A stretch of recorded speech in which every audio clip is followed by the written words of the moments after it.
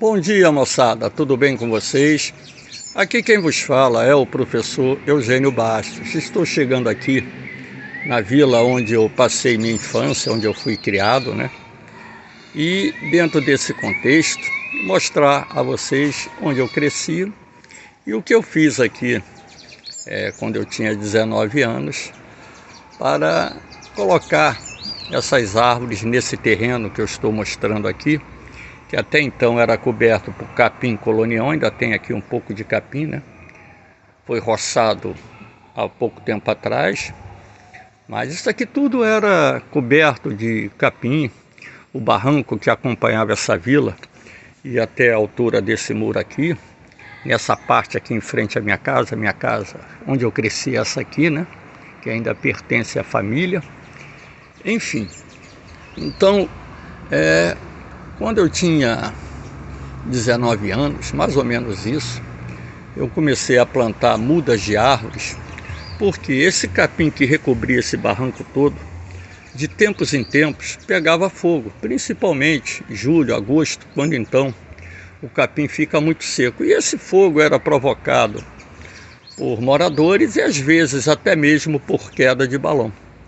E num desses incêndios eu quase morri, asfixiado, intoxicado no quarto, porque a família toda correu para o fundo, da casa, e lá tinha acesso à vila do lado, e quando chegaram na vila lembraram que eu estava dormindo no quarto, e correram, e eu tinha por volta de 7, 8 anos de idade, mais ou menos isso, e me resgataram, salvando a minha vida da morte por inalação de fumaça resultante do fogo. Então os moradores da vila, seu José, seu Miguel, seu Costa, meu pai, seu Wilson, né, construíram esse platôzinho que foi e é muito utilizado para a guarda de material de construção. Aqui também tinha um barranco que se limitava com essa casa aqui embaixo.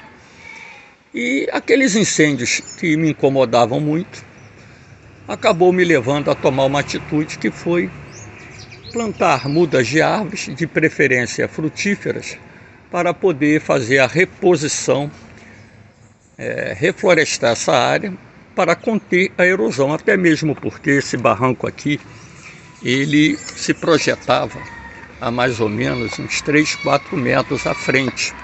Ele agora tem muito entulho, mas era um barranco que tinha 2, 3 metros de queda. E esse barro ele é muito sujeito à erosão. Então, a cada forte chuva, principalmente nos meses de verão, esse barranco ia deslizando, desmoronando, ameaçando aqui a segurança da própria vila. Esse pé de jamelão foi plantado por mim anos atrás, né? Ele deve ter aqui mais ou menos uns 10 para 15 anos, né? Aqui também haviam muitos pés de amora que eu plantei, agora as amoreiras já não existem mais, né? Mas tem essas plantas de sombra que ajudam a segurar a terra, né? Aqui também eu plantei 2 mangueiras que não existem mais, uma mangueira carlotinha e outra espada. Existe uma doença que está atingindo as mangueiras aqui do Rio de Janeiro, a seca da manga, e pelo menos aqui na região do Meia, acabou com quase todas as mangueiras existentes aqui, inclusive a que tinha aqui nos fundos da minha casa, que era uma manga muito boa, e o padrinho da minha madrasta tinha dado a muda, uma mangueira de enxerto que não cresce muito, e dava uma manga carlota daquela grande, sem pelo, grande mesmo, tá? Mais ou menos do tamanho dessa manga que você compra em supermercado. Então, em 1979, eu comecei a capinar, tirar o capim colonial. Esse capim era muito alto, chegava à minha altura mais ou menos, e fui plantando árvores aqui, jamelão, mangueira e outras árvores, algumas das quais aqui não são remanescentes das árvores que eu plantei, foram árvores novas que acabaram substituindo a árvore mais nova que foi plantada aqui. A muda foi doada por mim para o vizinho que mora aqui em cima, na segunda casa, o Marcos. Foi o pé de carambola que está ali, e já está bem, né, vistoso o pé de carambola. E essas frutas, além de, logicamente, fornecerem alimento, né, para os moradores aqui da vila, para a criançada, né, também serve de alimento para os animais. Carambola é uma fruta muito requisitada por maritacas, por exemplo, que vêm visitar aqui essa área, né, que acabou se transformando num bosque, graças à iniciativa que eu tive em 1979 de reflorestar essa área, esse barranco, evitando assim que a erosão continuasse desgastando o terreno e colocando em risco essa segurança, inclusive a própria segurança da vila. Então, subindo aqui, eu vou mostrar a vocês a área reflorestada. Aqui o pé de carambola está bem vistoso, né? Não tem nenhuma carambola lá, mas daqui a pouco ela estará florindo e teremos várias carambolas para serem vistas, né? Então, aqui nós temos uma árvore que secou. Já tem um tempo que eu não venho aqui. Essa árvore secou, ela está na beira do barranco e, na verdade, constitui até um risco de queda, né? Enfim, repare aqui como é que ficou bonito essa área reflorestada. Então, provavelmente, uma doença atingiu essa árvore, acabando ceifando a vida dela. E aqui nós temos, né, esse bosque, o vizinho lá de baixo fez aqui um trabalho de contenção de encosta, interessante, né? Porque esse barranco de fato constitui uma ameaça. Que nós temos bem à frente um pé de noni, que é uma árvore de origem indiana, que dá uma fruta que, segundo a ciência médica, inclusive, tem poder anticancerígeno. E o suco de noni, normalmente consumido com laranja, abacaxi, outras frutas, tem propriedades para tratar determinados tipos de câncer. Então, esse pé de noni foi plantado aqui. Eu tive uma aluna no curso radical lá em Botafogo, e essa menina, ela me forneceu várias sementes, e eu plantei várias mudas de noni e distribuí para mais de 100 mudas de noni. E aqui eu plantei uma dessas mudas e o pé de noni está aqui com fruto crescendo, né? Não sei se vocês conseguem enxergar aí o fruto crescendo. Enfim, eu fico feliz em ver esse bosque ainda mantido, restaurado, né? Aqui nós temos um hibisco plantado pelo Marcos, o vizinho aqui da segunda casa, né? Esse hibisco, ele é muito bonito, dá flor o ano todo, né? Olha um gavião, que beleza, ali no barranco, bem-te-vi atacando inclusive o gavião, né?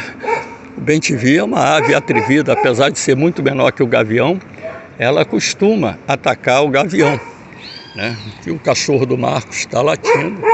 Enfim, eu vou mostrando aqui para vocês, né, essa propriedade, né? Aqui o pé de jamelão, que a muda eu dei para o Marco plantou. Aqui nós temos o pé de abacate, que o vizinho daqui plantou, já está carregado. E, enfim. Fala, Carlos, tudo bem? Bem, cara. Mostrando aqui um pouquinho da natureza, lá para o meu canal lá no YouTube. Você, tá? Vai lá para você e família também. E aqui nós temos, né, essa área bacana, preservada, né? A encosta, enfim, arborizada. Outro pé de jamelão ali, que está naquele ponto, né? Enfim, aqui essa vila, ela foi alargada quando eu já era adulto. Esse pedaço aqui era muito estreito, né? Ele foi alargado. Aqui nós temos uma palmeirinha plantada aqui pelo vizinho, seu Jorge. E aqui você pode ver muita natureza. A mangueira, essa mangueira, ela foi plantada por mim tem uns 15, 20 anos atrás. É uma manga rosa, está carregada, né? Mas não é uma manga saborosa não. Aqui o chulé do imperador, como a gente chama, também foi plantado por mim muitos anos atrás, né? Essa planta aqui também, para cobertura de solo, foi plantada por mim, assim como aquelas bananeiras que estão ali em frente da casa do Carlos, esse vizinho que eu falei aqui ainda há pouco, foi plantado por mim. Enfim, né? E essa árvore aqui, uma acácia, que dá flor rosa, ela também foi plantada por mim anos atrás. O que eu gostaria de mostrar a vocês agora, vou descer aqui, é esse platô, que é uma obra de contenção de encosta, feita pelo Dr. Paulo e os vizinhos aqui de baixo, anos atrás. Então, essa obra foi muito interessante. Eu era garoto, acompanhei todo esse processo, né, que foi feito aqui. Seu Rita, eram 3, 4 trabalhadores que durante vários anos foram escavando essa barreira e construindo, né, esses platôs aqui, a acácia rosa. E aqui nós temos também essa árvore da flor amarela que foi plantada por mim anos atrás, muitos anos atrás. Como geógrafo e professor de geografia, eu tenho por obrigação ser ambientalista. Então aqui eu vou mostrar a vocês como é uma obra de contenção de encosta, né? Muito interessante. E vocês vão me perguntar por que essas paredes estão pretas. Porque elas estão com piche. Então, onde eu estou andando aqui, inclusive, esses restos aqui de planta, é uma boa compostagem de solo. Pode ser colocado no jardim, um bom adubo, né? Então aqui você tem uma concretagem. E nas laterais, formando, né, as encostas, você tem o piche. Esse piche, ele é passado de tempos em tempos, porque o piche, com poucos anos, ele racha. Então é preciso sempre dar uma outra demão para manter essa capacidade de contenção da encosta bastante ativa. Então, nesse platô aqui, vou andar mais um pouco. Muitas árvores aqui foram plantadas por mim anos atrás, inclusive esse flamboyant vermelho foi plantado por mim, está muito bonito, florido, né? E eu fico muito satisfeito, muito feliz em saber que parte daquilo que eu fiz aqui na vila está preservado. Então aqui nós temos a imagem do Meier, né, de parte do bairro do Meier, onde eu moro, né? Repare que se transformou numa selva de pedra. O Meier possuía casarões com quintais grandes, muitas árvores, né? Agora nós temos aqui uma selva de pedra, onde muitos prédios altos, né, e poucas árvores na cobertura transformaram esse bairro num bairro muito quente. Faz muito calor aqui no Meier, né? Mostrando aqui a acácia rosa, ela já deu flor, né? Tá muito vistosa, muito bonita. Essa árvore eu plantei em 1980. Teve a Semana da Árvore lá na Universidade Federal Fluminense.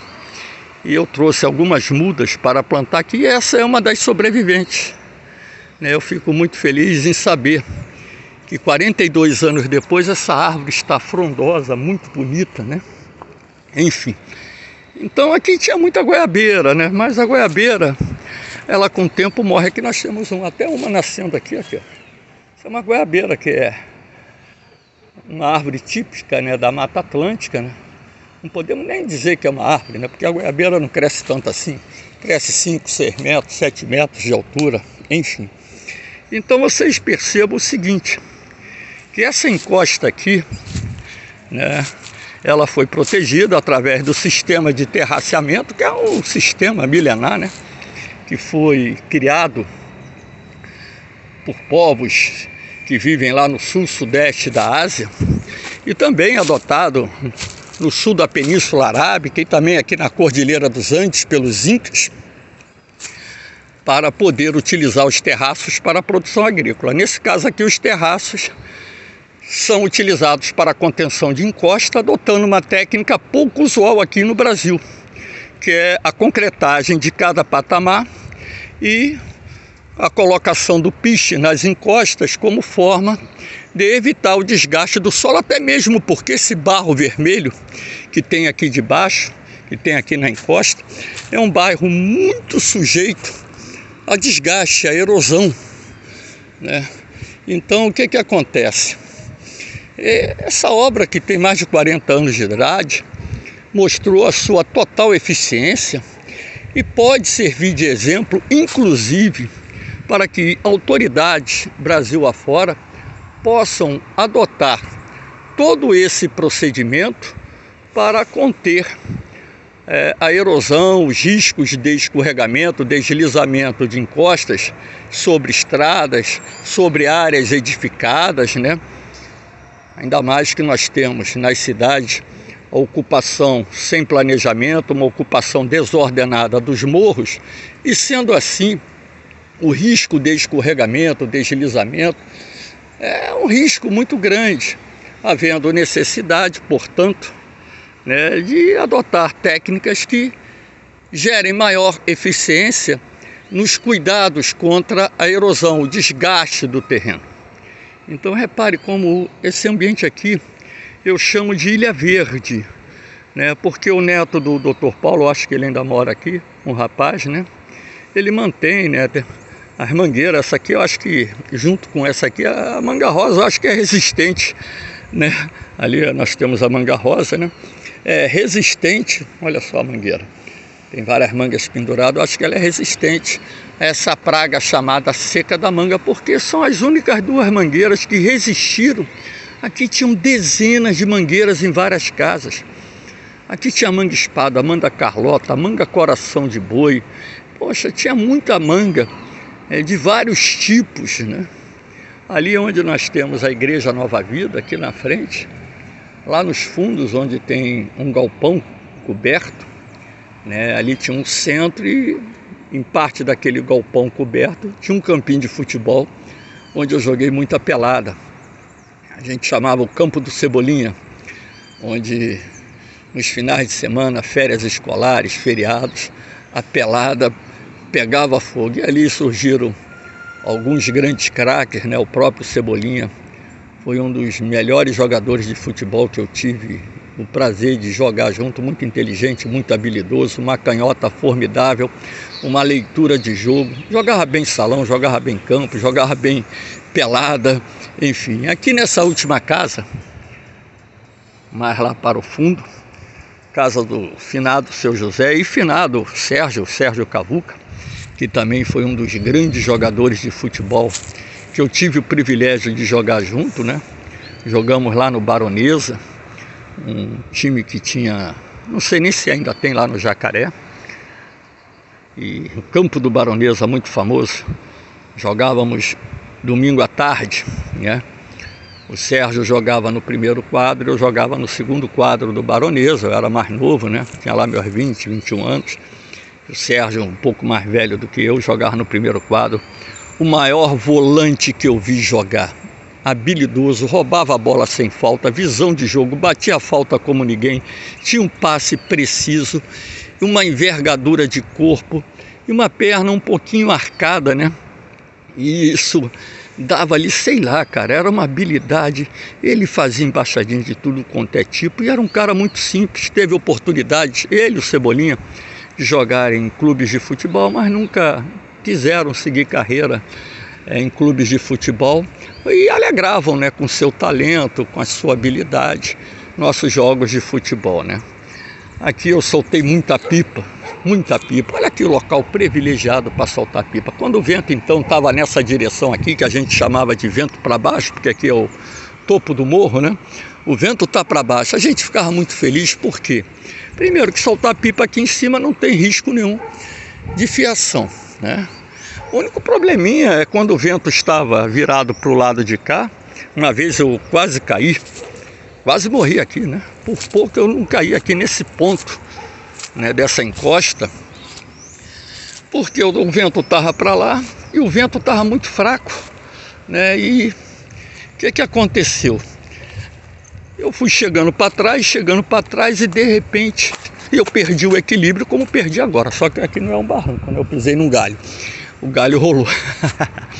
E mais ou menos aqui nesse ponto aqui, ó, eu tô apontando, eu quase caí, parece que uma mão me empurrou para frente, eu consegui restabelecer o equilíbrio. Se eu caísse, eu teria uma queda, sei lá, de uns 7, 8 metros de altura, 10. Talvez rolasse para o platô de baixo, em função da queda, e isso poderia ter ceifado a minha vida, né? Mas graças a Deus, aqui também, por incrível que pareça, isso aqui era limpo, né? Não tinha essa sujeira toda, né? Sujeira não, né? Resto de plantas, né? Que era sempre varrido, muito limpinho.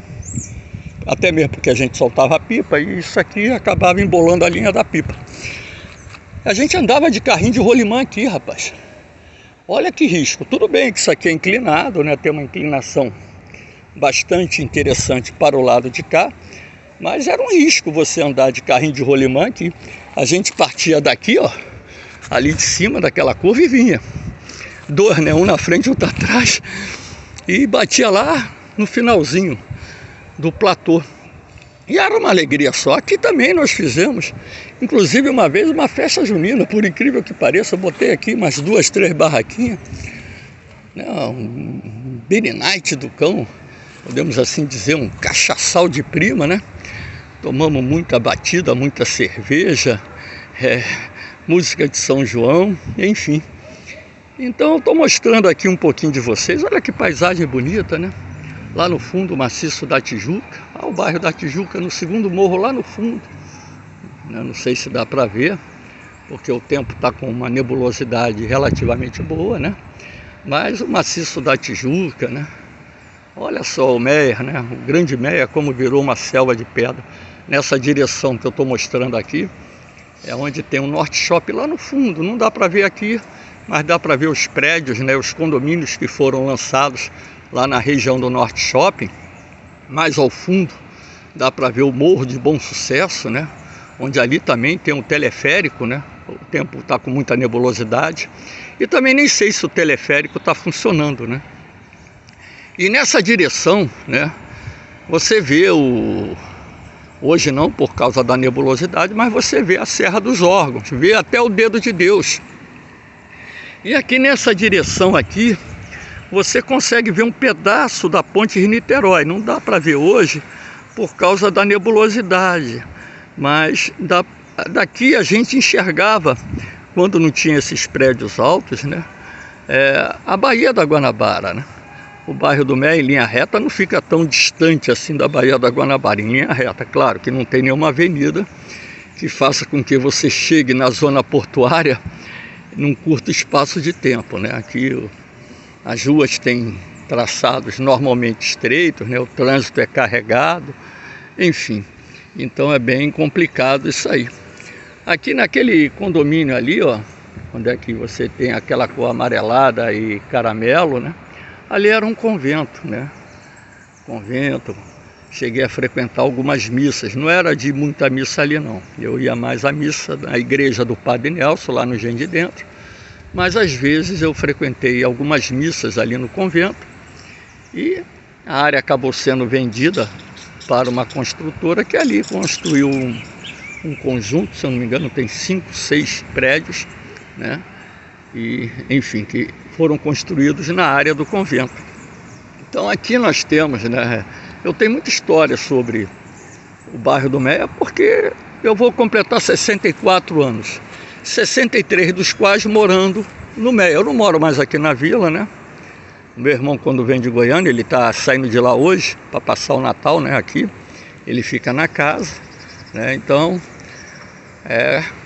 mas a história que eu tenho, as lembranças que eu tenho daqui, né? São muito boas, não só das peladas, dos piques-esconde. Ixi, rapaz, nós brincávamos de pique-esconde aqui. A gente jogava futebol no campo do Cebolinha, soltava pipa aqui, principalmente aqui, né? Nesse platô. Fazíamos balão, tinha um grupo de baloeiro, né? Soltamos muito balão, né? O mais bonito de todos foi o balão do personagem da revista da Mônica, o Cebolinha, até em homenagem ao nosso amigo Cebolinha. E o balão foi solto, né? Do campo que tinha atrás do centro da avó dele, Dona Guilhermina. Enfim, nesse dia que nós soltamos o balão do Cebolinha, inclusive, aconteceu um fato de extrema curiosidade, que foi a passagem de um OVNI Nós soltamos esse balão, eu não me lembro se foi dia de São Pedro ou véspera de São Pedro, ou um dia depois de São Pedro, 28 de junho, 29 de junho, que é o dia de São Pedro, ou 30 de junho. Nós estávamos acendendo as lanterninhas das coroas e da armação, né, onde ficava o personagem Cebolinha, e de repente, vindo lá da Serra dos Órgãos, a Serra de Petrópolis, Teresópolis, veio uma luz que, a princípio, em função da sua cauda, parecia um cometa, né? Depois, conforme ela foi se aproximando, pensávamos que era um foguete, porque era a época da corrida espacial, missões Apollo, né, que os americanos enviavam à Lua. Todavia, quando o objeto ele foi atingindo uma posição perpendicular, deu para ver toda a sua silhueta, seu contorno, né? Era uma nave muito grande, né? Não emitia ruído, tinha 3 sistemas de propulsão, né? Que soltava, né? Assim, algo brilhante, que parecia aquelas lágrimas de balão fogueteiro, né? Aqueles fogos que soltam lágrimas, só que no sentido horizontal. E o objeto ele não emitiu nenhum ruído. Eu tinha a máquina do meu primo Ney emprestada, eu tirei várias fotos, mas a tecnologia daquela época não era muito boa, ainda mais para uma noite escura, sem lua, e as fotos acabaram não revelando nada, ou se revelaram, essas fotos foram confiscadas quando foram reveladas, onde eu mandei revelar, né? Mas no dia seguinte a imprensa noticiou que aquilo tinha sido um asteroide que passou aqui pelo Rio de Janeiro. Um detalhe, né? O objeto foi visto de Cabo Frio a Mangaratiba naquela época. E como estudante de geografia e também já estudante de fenômenos como OVNIs, eu posso garantir a vocês, podia ser tudo, menos o meteorito, em desintegração na atmosfera terrestre. Não tinha nada a ver com o meteorito, até mesmo porque o meteorito ele passa muito mais rápido do que passou aquele objeto. Era um objeto com uma silhueta, parecia uma nave dessas de ficção científica muito grande, mas não emitia ruído nenhum, né? E nós ficamos em silêncio por vários e vários minutos, até que nós fomos recobrando, né, o sentido de dar seguimento aos preparativos para soltar o balão do Cebolinha. Então aqui, olha só, convivendo um pouco com a natureza, nessa área que eu cresci, né? Minha vida, boa parte da minha vida foi nessa vila. Daqui eu tirei muito composto orgânico para o jardim da minha casa, para a horta da minha casa, né? Porque aqui sempre foi ponto de acumulação de folhas, restos de plantas, e não há melhor adubo do que o adubo orgânico, aquele que provém da própria natureza. Então olha a mangueira lá, fico feliz em saber que a mangueira que eu plantei, ela foi regenerada, né? Ela tinha sido podada, cortada pelo vizinho, mas o vizinho deixou ela crescer de novo e agora ela está dando manga. Espero que a doença seca da manga não contamine essa mangueira e mate ela, né? Então aqui eu fico muito feliz, né, em saber e relembrar um pouco do meu passado, da minha infância, da minha juventude. E aqui, lá naquele canto, com as pernas penduradas no barranco, 5, 6 horas da tarde, mais ou menos 6 horas, eu vinha com meu radinho de pilha fazer minhas orações, pedindo sempre a Deus que me guiasse e me mostrasse o caminho para poder conseguir realizar os meus objetivos de vida. Eu sempre falo isso para os meus alunos em sala de aula e aproveito para mostrar aqui isso. A ideia principal aqui é mostrar esse sistema de terraceamento, que é feito com piche e também platôs que são concretados, e essa inclinação faz com que a água escoe aqui para o canto, e daí ela desce pelas escadas. Aqui nós temos a escada, e daí ela é captada pelo sistema pluvial lá no terreno do Marcelo, né, que é o neto do Dr. Paulo, e dali, não sei se ele ainda mora aí, ali nós temos um pé de carambola do lado da mangueira, que é muito antigo, né? Esse pé de carambola aí deve ter uns 20, 30 anos, pelo menos 30 anos, e por aí vai. Então eu vou subir aqui, né? Tá bem alto. Caraca, não era assim não, eles botaram um tijolo aqui